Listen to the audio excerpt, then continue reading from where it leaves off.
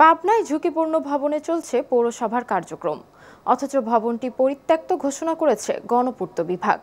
এখন আতঙ্ক নিয়ে কাজ করছেন পৌরসভার কর্মকর্তা কর্মচারীরা। বিস্তারিত পলাশ হোসেনের প্রতিবেদনে।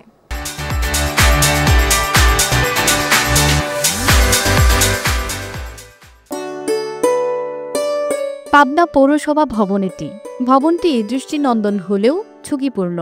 ২০০ বছরের পুরনো এই ভবনের কোথাও কোথাও পলেস্তারা খসে পড়েছে। প্রত্যেকটি রুমের ছাদ ও দেয়ালে ধরেছে ফাটল।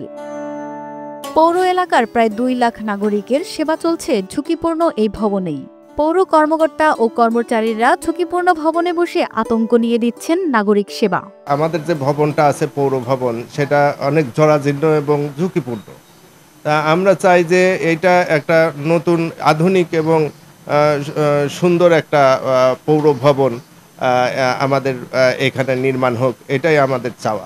এই বিল্ডিংটা ঝুঁকিপূর্ণ, অবশ্যই আমরা খুব ভয়ে ভয়ে থাকি।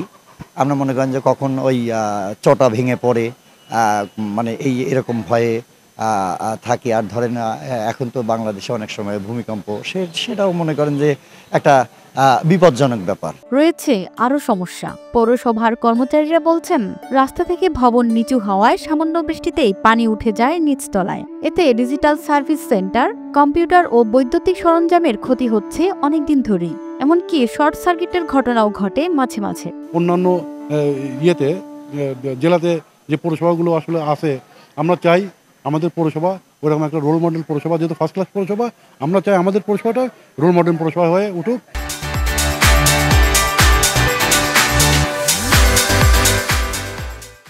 এরই মধ্যে এই পৌর ভবনকে ব্যবহারের অনুপযোগী ঘোষণা করেছেন গণপূর্ত বিভাগ।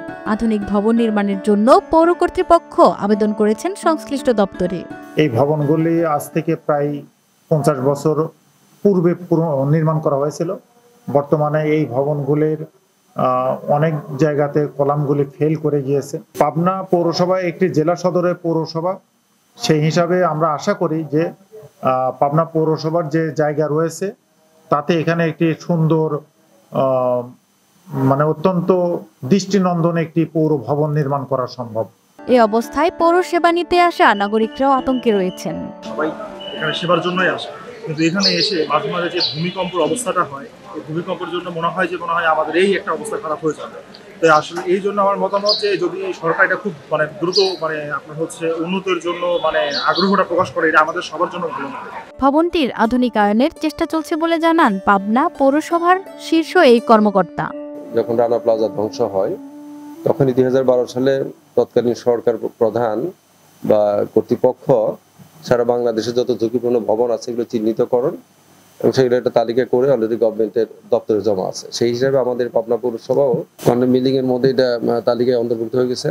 তো তৎপরবর্তী সময় থেকে আসলে তৎকালীন যিনি মেয়র ছিলেন বা যারা ছিলেন তারা আসলে বিভিন্ন ওয়েতে চেষ্টা করছেন, বাট এখানে সেভাবে কোনো রাষ্ট্রীয় পৃষ্ঠপোষকতায় যে আসলে কোনো অর্থ আনয়ন বা কেউ এদিকে দৃষ্টি দেওয়া, সেরকম আসলে কোনো ভূমিকা ওদের দিকেও নাই। পরবর্তী যারা আসেন রাষ্ট্রীয় ক্ষমতায় তাদের যেহেতু মেসেজ দেওয়া হয়েছে, সবাই আমাদেরকে আশ্বস্ত করছেন। এখন বাকিটা আপনারা পাবনা পৌরবাসী, আপনাদেরই বিষয় এটা।